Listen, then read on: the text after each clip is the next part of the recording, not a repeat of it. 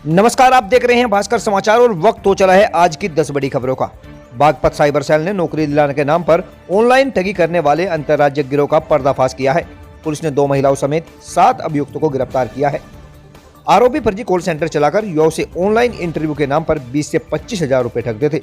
Police ने भारी मात्रा में इलेक्ट्रॉनिक उपकरण और 6450 फर्जी नियुक्ति पत्र बरामद किए हैं। एसपी सूरज कुमार राय के अनुसार नेटवर्क की आगे भी जांच जारी रहेगी। सिंगोली तगा गांव में आयोजित त्यागी ब्राह्मण सम्मेलन में समाज में फैली कुरीतियों को खत्म करने का आह्वान किया गया। वक्ताओं ने दहेज, फिजूल खर्ची, डीजे, संस्कृति और ब्रह्मभोज जैसी प्रथाओं का विरोध किया। समाज को राजनीतिक दलों का वोट बैंक न बनने देने का संकल्प भी लिया गया। वक्ताओं ने कहा कि अब समाज अपना प्रतिनिधि खुद तय करेगा। सम्मेलन में नशा और दहेज प्रथा के खिलाफ एकजुट होकर संघर्ष का निर्णय लिया गया।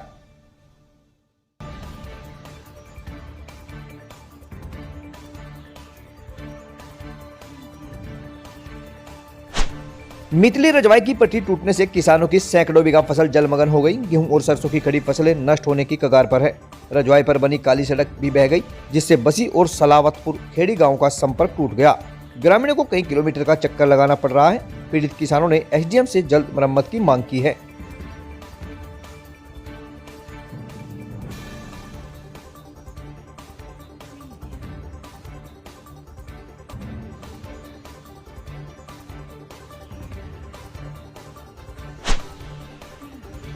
चांदीनगर क्षेत्र में रटोल निरोजपुर मार्ग पर पूर्वी यमुना नहर के पास गन्ने से भरा ट्रक अनियंत्रित होकर पलट गया।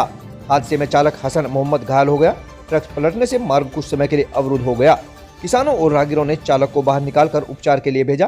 ट्रक निरोजपुर से मोदीनगर चीनी मिल की ओर जा रहा था। पुलिस ने मौके पर पहुंचकर यातायात व्यवस्था बहाल की।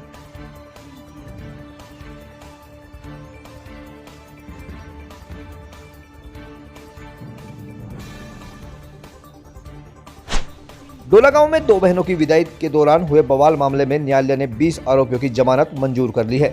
गाड़ी हटाने को लेकर दोनों पक्षों में लाठी डंडे और पथराव हुआ था। पुलिस ने महिलाओं समेत 20 लोगों के खिलाफ बलवे का मुकदमा दर्ज कर जेल भेजा था। अब न्यायालय से जमानत मिलने के बाद आरोपियों को राहत मिली है। मामले में दोनों पक्षों के खिलाफ मुकदमा दर्ज है।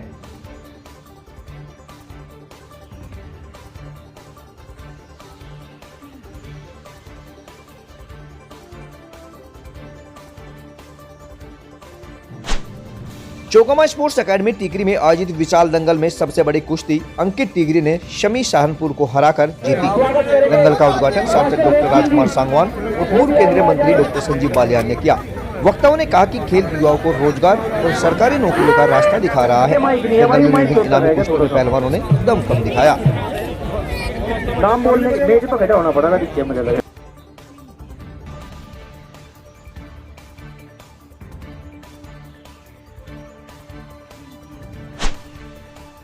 जिला जाट महासभा ने पूर्व प्रधानमंत्री चौधरी चरण सिंह की जयंती पर कार्यक्रम आयोजित किया।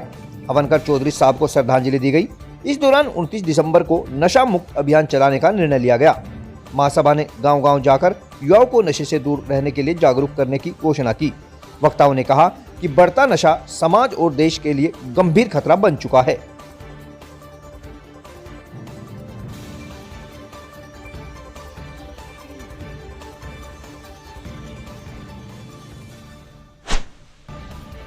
बड़ौद के चौधरी चरण सिंह इंटरनेशनल स्कूल में आयोजित 2 दिवसीय चैंपियन स्पोर्ट्स मीट का समापन उत्साह के साथ हुआ। प्रतियोगिता में कावेरी हाउस ने सर्वाधिक अंक प्राप्त कर विजेता ट्रॉफी जीती। सांसद डॉक्टर राजकुमार सांगवान ने खिलाड़ियों को सम्मानित किया। उन्होंने कहा कि खेलों से अनुशासन, स्वास्थ्य और उज्जवल करियर के अवसर मिलते हैं। कार्यक्रम में छात्र छात्राओं का उत्साह देखते ही बना।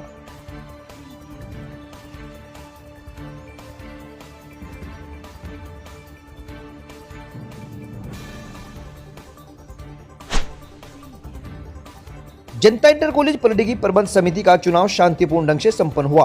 प्रबंधक पद पर शिव कुमार चौधरी ने 481 मतों के भारी अंतर से जीत दर्ज की। कुल 990 मतदाताओं में से 558 ने मतदान किया। शेष पैनल के सदस्य निर्विरोध चुने गए।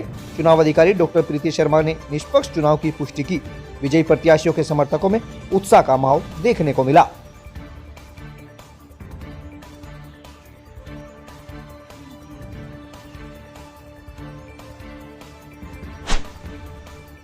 छपरौली में कड़ाके की ठंड के बीच गरीब एसआई और वृद्धजनों की सेवा का सराहनीय उदाहरण देखने को मिला।